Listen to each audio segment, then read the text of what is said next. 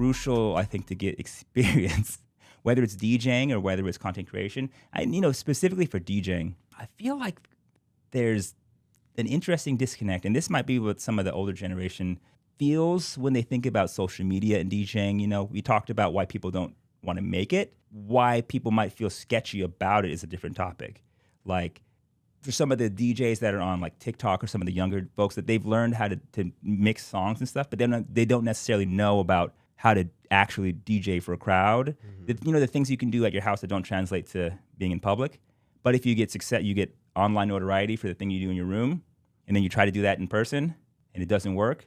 I think that I'm essentially just trying to say that there's value in getting the actual experience as a DJ, not just getting a following, but like actually like what you do, how to, and then you have a following. I think it's good. It's really good to get experience and be good at the thing that you're trying to promote too. Yeah, hands-on will always be the best way for anyone to learn, and it's a beautiful thing when you do see someone that like progressively grew online and then successfully started doing something in person. I think for me, when it comes to people being on social, I guess I could kind of see why people hate on bedroom DJs at first. The thing is that like my whole thought is like we all were a bedroom DJ. No one that I know of started DJing in the clubs, and that's how they got their their first experience, right? So I understand, because I also do feel like at some points, like a lot of these younger people, they do feel a little bit entitled. And this is a hot subject, right? That's the word. It's entitlement. Yeah, like they think that because I started DJing in my bedroom and I grew to hundreds of thousands of followers, I should be paid and given all this, I should be treated like a celebrity. I need to be at the primetime slot. And then when they go, it's a crash and burn set. People are like... It's a fart sound. Well, exactly. Like, what was that? What transitions were that? They couldn't keep the crowd engaged. And there's just so much beauty in like being an opening DJ that I feel like everyone should have to experience at least a good solid portion of their career. It's crucial. And that's the thing, is like now that you're traveling around the country, you're throwing your own party, and you're headlining your own parties, right? The opening DJs are probably more and more crucial, especially in cities that you're not from, right? Yeah. Keep making sure that the nights are set up for success, and that the vibes, the nostalgia, and the unapologeticness of the Cozy brand is held up. And how involved are you in ensuring that the folks that are hopping on the nights are, like ready to maintain the vibes? Yeah, it's always going to be a experiment, because obviously being in the Bay Area, I've heard most of them spin, and that's where I usually reach out to them to ask them to do a party. When it comes to a new city, it's hard, right? Because for me, I always hated being that person to be like, play this. I just like to say like, hey, you're in this slot. Be sure that, you're fitting whatever you're trying to curate and do to match that time setting, right? If people are coming in, give them something to like walk into and warm up to. Don't hit them with like the stuff right away, because what happens is then if you did play Keisha Cole Love as soon as they walked in, then they're going to be like, I got what I needed, and let's leave in the next hour. I guess the question is like, who do you have to explain that to? You have to explain it to them. It's just hard, though. I say that because I have a biased perspective, right? It's like, tell me, like, what's your thought? Well, I hear you say that, I'm like, duh. Like, but it's because of experience, right? Because it's like, of course you don't want to like, there's a lot of music in the world, right? But at the same time that we all know that there's certain hits, and there's different times of the night when you build energy, there's crescendo, there's peaks, and then there's ups and downs. And then there's like the point where it's just like anything goes. And like, depending on what, as an opening DJ, and that's the value and experience. Like, you have to experience it to understand that it's a journey going through the night. And part of the job is managing energy and being able to like do a dope set without necessarily playing all the biggest songs, because you need to save those for when they're going to have the most impact, right? And that's for me, because I've done these things before. I know that as a fact, but I can imagine that now that you're in a quasi mentorship role, right? As the headliner and also as the person that's organizing the party, you want to give people opportunities. We also don't want them to fuck it up. Yeah, right. So coaching is crucial, right? It is, and I think I just got to figure out a way to do that in a productive way, because I think with another thing I think with DJs is not many of them are very open to feedback You don't say. You What? know what I mean? Is there a little bit of a attitude, arrogance in the vibes? Yeah, like every time they're just like, I killed it. And in a sense, like, sure you did, but I think there's always things that we can become better at. And there's not too many people that I feel like I can tell them that directly, and I should get better at doing that. But you'd be surprised. I think that's the hardest part about booking people that are not in an area you're familiar with, because you might book a local talent, and to them they are the headliner, and to have someone maybe like me that's throwing the party to come in and be that. Oh, I'm gonna burn this motherfucker alive. Yeah, and I don't think that's everyone's intention, but I also don't think the default thing they're thinking of is like, well, if I'm earlier, I should probably curate a vibe, So you'd be surprised at some of the OGs that don't always still follow the format of like, let's build it, let's create it, and then let's maybe self-sacrifice this and let the next person get that. Well, that's what's interesting about that, because you said OGs, right? That means that it happens on both sides of the house. Oh, it does, right? Because like the thing you just said, if you're you're going to somebody else's city and they might be the headliner, they might want to feel that I'm on this bill, but no, I'm going to show them I'm going to hit them hard. You know what I mean? And they want to prove something, even though there's nothing that you need to prove, because you already proved it by being on the party. You know, that's why I think playing your position. It's like team sports and all that kind of stuff helps, because you understand that you contribute to a team. You know what I mean? We all have our roles that we play to be able to make it a success, and that's why throwing your own party is important. Because you understand, like, hey, there's so many roles that go into making this thing successful. And even as a DJ, if I'm in the opening slot 1, 2, there's a different job that mission you're trying to accomplish, and it's a cool challenge, to be honest. I think it is, and that's a mixture of, it makes it hard with difficult about that, because as we talk about OGs and the inexperienced, they do that because they just don't know. The OGs, they know, they do it on purpose. That's a choice, Yeah. But I think another thing too about throwing your own parties, and obviously I can't expect every DJ to throw their own parties, but when you throw your own parties too, one thing that I think I feel like overlooked, and this is going to be a hot topic, is the budgeting aspect, right? First off, as a DJ, I believe in paying a value of what a DJ should be getting. But at the same time too, at a party, there's only so much like overhead that you're going to be able to have being a DJ. So there are times when I feel like some DJs should kind of take that into account. So I guess the question I have is, right, like, your homie's doing a party. Do you push the list price to them, or are you someone that just kind of, hey, it's the homie, I'm gonna just see what they offer to me and do it? Or like how do you view that topic, like, because let me put my perspective into it first, right? At the end of the day, you have a budget to work with. You have to pay photographers, videographers. Sometimes you have to pay the door person, the bottle service person, and then talent, right? I mean, expenses can average like up to like $1,000 or $2,000 each event. Many DJs that I think don't think about that when someone that's throwing a party reaches out to them to book them, right? Yeah. So when you think about that, right, do you think there should be tiers of when DJs do it, or that rate is flat and it's like, you should not book me until you can afford me as a person? I think it just depends, you know what I'm saying? Like, it depends on the person. It depends on what they're looking for from it. Not every gig to me is about making money. Not every gig is about like making the most money possible. Sometimes it's about like doing something that's fun. Sometimes, you want to do something that's different, or you want to challenge yourself, or just you're trying to freaking kick it with the homies and do something cool and and be a part of something and help build something. And my perspective is different though, because I've been DJing for almost 20 years now. Ooh, this guy's old. I've been DJing for almost 20 years now. That's what the Kevin Hart. Damn. So I've done a lot of different things. So what's interesting to me is what's going to be fun and interesting and different than what I've done before. So, when you asked me about this, I was like, hell yeah, let's go, because it's something different, something fun. We get to hang out, and I don't even think I asked you about getting how much you're going to pay for it. And not that it's not a. But I'm also like, I've also intentionally built a life to where I don't have to worry about it as much, because I can do what I want to do, because I've been very strategic about where I invest time. You know what I mean? Yeah. And again, so I guess I'm like the ideal scenario for like understanding what you're trying to build. But I think you can do part of communicating that though too. Yeah. And I'm sure you do. I'm sure you have.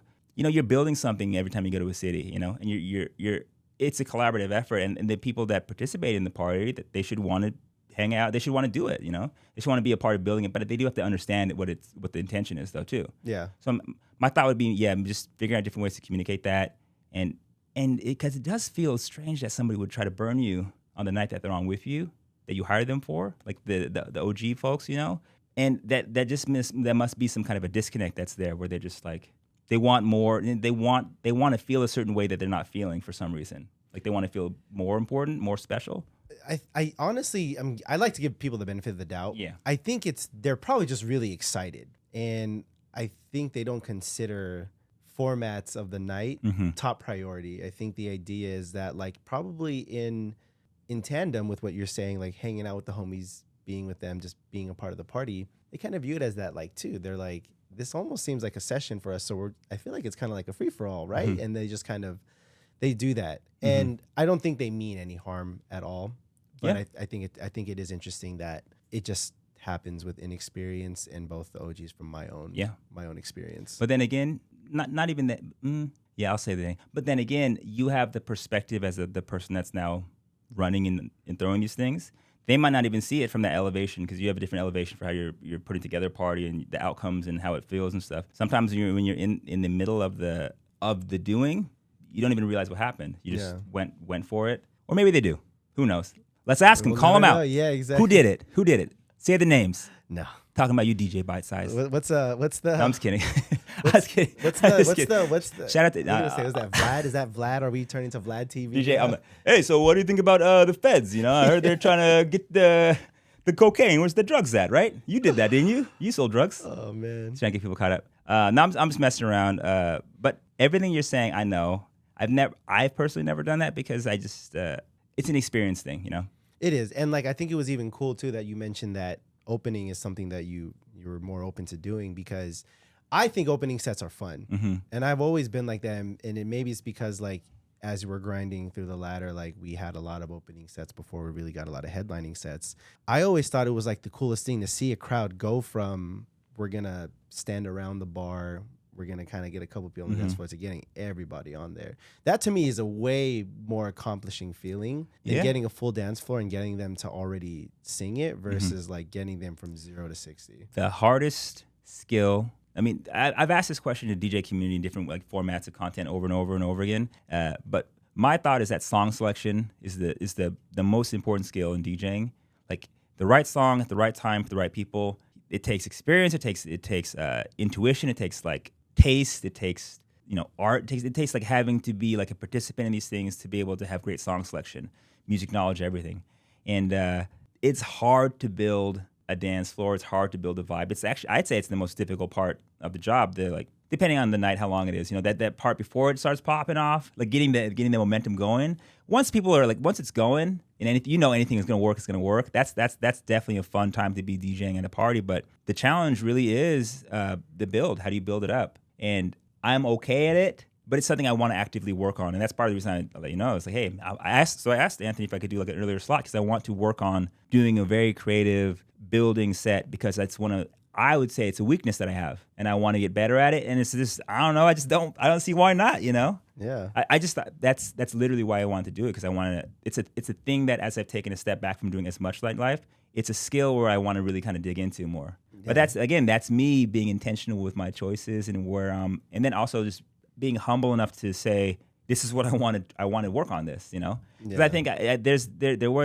always the pressure sometimes, like just because, I have to do the peak slots on the night, and you can, sure, whatever, but sometimes I just want to have some fun, or I want to do something different, Yeah. And I think that there's power now with where I'm at in my own career, where I'm able to pick and choose, and I'm able to be more intentional about like where I put time in these things, and I'm very, very, very excited about like doing the buildy, vibey slots. You know what I'm saying? I just think it's gonna be so much fun. I think it is too. Yeah. I mean, I still embrace it, and I'll even do it for a few events too at Cozy, just to be the opener. Like I don't have to be the headliner all the time, and I think there's a lot of value in opening. Just getting a chance to really enjoy the party from a different lens is always good. Being a headliner is great and fantastic, but like seeing other people do their thing, seeing people in the beginning, and just watching the whole night progress, it's just a different feeling. You're in the position where now having those resources and building a team is crucial, because how can you scale if that's what you want to do, right? How can you like expand and get new opportunities in? Yeah. But like if you're working backwards though, right? When you first started and you didn't have a team, You said this, I think, earlier, but isn't it's crucial to go through some of those pieces where you're doing it all yourself? Yeah. What do you think about that value of that kind of like, getting that experience? I think it's important, right? Because in any business or any business that you start, if you don't understand what some of the things that the people are doing, it's hard for you to really create almost like a vision, right? And I mean, that may not apply to everyone, but at least for me, right? Like we talk about DJing, we talk about content creating. As a DJ, you first are only familiar with creating music. Now all of a sudden you have to learn, okay, like how do I work with videography? How do I work with lighting? How do I work with different types of audio and equipment? So as you learn that, then you start to become well-versed. Same thing happens with Cozy and event planning, right? I had to be my own graphic designer. I had to be my own social media manager. I had to be my own promoter. And doing all that and getting that experience, you learn how to talk about your brand and your event and everything else eloquently. So then when you are ready to get someone to take in or take charge, you can give them the blueprint and just have them put their flavor into it. And that's exactly what, I started off with Emily. She already had the talent of being a great marketer, a great graphic designer, a great social media manager. I said, hey, this is what worked for me. And this is what took Cozy from 0 to 26K. Take that, add your flavor to it, add your style. I don't want to be someone that says you have to do this. Just apply it, and then it just makes the direction way more cohesive when you've already said, hey, I helped do that a little bit. This is a good shout out to Emily, who is a huge part of Cozy and just me being able to do what I want to do as a full-time content creator. But that's the exciting thing that I'm sure is going to be in store for you in the future, is building the team and having them do that, because what we find as, the things that make it harder for us to do some of the things excites other people. Yeah. And it's the beauty of a team, right? They all specialize in something and they're all able to do that. So it's a beautiful thing to see that happen, because you're able to focus on what you want to focus on, and they're able to do what they like. Yeah. So speaking of, you have 400,000. That's just on one platform, though, right? Let's talk about the other ones. I want to, we can talk about the differences of platforms, but just what's the numbers if you merge them together? If you merge them together, it would be 662,000. So it'd be over $500,000 if you combine both of them. Well, goddamn. And if you include YouTube, that's an extra 600. Okay, nice. Not 600K, 600. So I think we've identified which channel he can work on building. Yeah. All right. Subscribe to the YouTube channel. What's your YouTube channel? AnthonyMidas. All right, that's an easy All search. platforms. There you go. That's obviously smart. Subscribe to his YouTube channel. And we'll put the link in the show notes, in the description. Is that what they say? I'm going to point at any of the spots where I think it might be, but could be down here. Subscribe. And watch this video next if you want to know. No, man. Yeah, I hear you. Well, I guess the question I have for you now is, like, you've done 400,000. It's such a huge number. It's freaking me out still. But you've done so much already, right? You've made a lot of progress. You're leveraging content creation. You're leveraging social media to really build and achieve, like, your goals, right? What's next for you? It's 2024. What do you see as the next steps for you? Like, what do you see in the future? What are you trying to push towards? Yeah, if we're talking just content creation, I really want to start doing longer form content. It's not only something that I want to do, but it's an appetite from a lot of my followers, because the reels are really teasers. They are always like, that mix wasn't long enough. Yeah. Create a full one, send me a playlist. So I want to start dabbling into YouTube. I already started a Patreon, and shout out to my supporters for doing that, because you are one step closer for me just making this a full-time thing. We'll drop the Patreon link somewhere. So thank you to the subscribers for doing that. But yeah, putting on mixes, longer form content. Eventually, I've been holding off on it for such a long time, but I do want to share some of the tips and tricks that I've done to just grow, not only as a DJ, but as a content creator. It's hard. And like, shout out to anyone that does long form content, because people admire me for doing reels. I think that's the easy part. Anyone that does long form content is its own different beast, and there's a reason why long form content is weighted so differently from short. But I mean, that's what I'm looking forward to doing. I mean, you do that. I did things in reverse. Not even reverse. I did YouTube intentionally, because I was like, oh, this is freaking hard. I want to learn this difficult thing. So I tried doing YouTube, and I did videos, and I did longer ones. And I realized that, yes, I can keep investing in like getting better at making these longer videos. But if I'm trying to do something, I need to build an audience too, right? So how do you, strategically, how do you do that? And I had the realization, I can build an audience with short form and then get to a certain point and then bring them over to the long form. I did that very intentionally. So I've been growing things, like multiple things at once, so that it's like, what's the word? Omni-channel? Yeah. So it's been intentional. So now with the podcast and with different, with me thinking about how to expand on some of these topics or even doing tutorial things, I want to bring like longer form content as like a primary target as opposed to the second or the third thing I was thinking about. So I'm focused on doing long form too, because I think that's what we realize, right? Short form is like the ad. Short form is like a way for people to be aware of you, but for them to get to know you, they need to talk to you for a little bit longer than a minute or 30 seconds or like a minute and 30 max. You know what I mean? It's the warm up. Speaking of other long form content, I want to start streaming. Oof. It was probably, I don't have a lot of regrets in life, but not sticking to it when it was the thing in 2020. Because I want to say that I was like not the first DJ to do it, but I was one of the earlier DJs, but I didn't stick with it. And had I done that, who knows what life would have been paid for me. But streaming is definitely something I want to get on the radar. I think once I can get streaming down, I think long content will just be a natural progression. I'm getting some texts from the shorty upstairs. She's like, "Oh, bro, I thought you said you're gonna be done. We gotta go.